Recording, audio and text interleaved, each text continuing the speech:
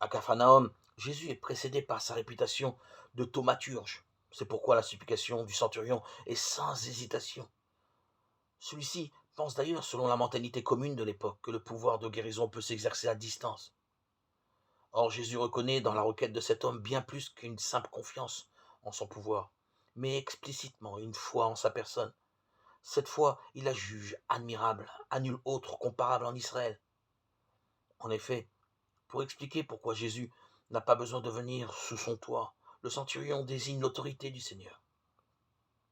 En évoquant sa propre autorité militaire qui dérive de celle de l'empereur, il induit que celle de Jésus dépend de celui qui l'envoie. Lors de la création, Dieu dit « et cela fut ». Il en est de même pour Jésus. Jésus dit « et cela est ». C'est qu'il n'est pas simplement un thaumaturge, il est le Dieu, il est Seigneur. L'efficacité de la parole s'en trouve ainsi explicitée. La parole de Jésus a un effet guérisseur parce qu'elle est de l'ordre de la création, du salut, de la recréation. Comme l'interlocuteur de Jésus est d'origine païenne, le dessein de Dieu déborde donc le peuple d'Israël et concerne tout homme. Là encore, la foi du centurion déborde celle qu'on fait habituellement en Israël.